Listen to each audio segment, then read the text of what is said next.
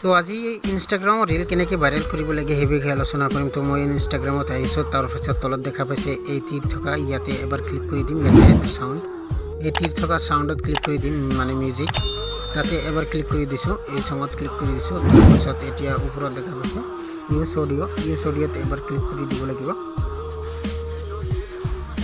Use অডিঅ'ত click কৰি দিয়াৰ পিছত আপোনাৰ কাম কৰিব লাগিব, যিটো ৰিল আপলোড কৰিব সেইটো ৰিল চিলেক্ট কৰিব লাগিব। তো দেখা পাইছে তলত ৰিল চিলেক্ট কৰাৰ অপশ্যন আহিছে, মই চিলেক্ট কৰি দিছোঁ। এতিয়া ৰিলটো চিলেক্ট কৰি দিম। তো দেখা পাইছে ৰিলটো চিলেক্ট কৰি দিম, অলপ এডিট কৰিম। তলত এডিট অপশ্যনত দেখা পাইছে লেফ্ট চাইডত। তো এডিট কৰিম, এডিট কৰি চাউণ্ডটো এডজাষ্ট কৰি দিম, অলপ বঢ়াই দিম অৰিজিনেল চাউণ্ডটো। তো দেখা পাইছে তাৰপিছত ডানত ক্লিক কৰি দিছোঁ, ৰাইট চাইডত তলত